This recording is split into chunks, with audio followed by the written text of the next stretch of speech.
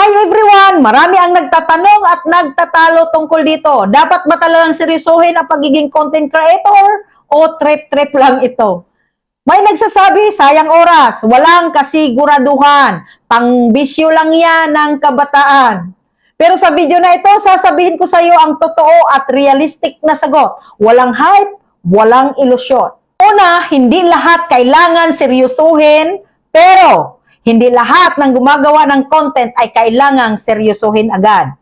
Kung ginagawa mo lang ito para mag-enjoy, maglabas ng saloobin o hobby lang, okay lang yan. Pero ang tanong ko sa iyo, kung may potential na magbigay ito ng impact, income at opportunities, hindi ba worth it seryosohin? Maraming nagsimula sa trip-trip lang, pero nung nakita nilang may natutulungan, natututo at may pumapansin, doon nagsimula ang pagbabago ng buhay nila.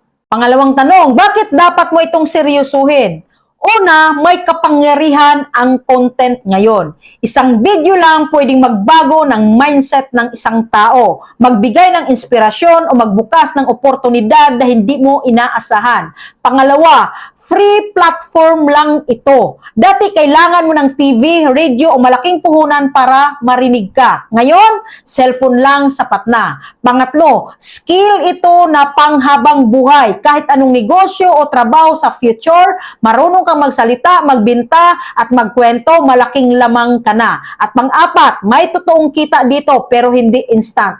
Ang content creation ay hindi sugal. Investment ito ng oras, consistency at value.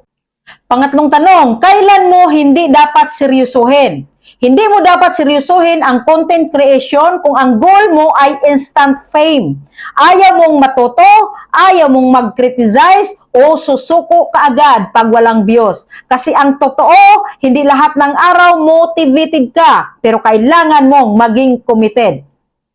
Pang-apat, tamang mindset. Seryosohin mo ito hindi dahil uso, kundi dahil may mensahe kang gustong ibahagi. May experience kang pwedeng makatulong, may pangarap kang gustong abutin. Hindi mo kailangang maging perfect, kailangan mo lang maging totoo at consistent. At laging tandaan, ang hindi pagsisimula ay siguradong walang resulta. Ang pagsisimula may posibilidad ng pagbabago. So, dapat bang seryosohin ang pagiging content creator?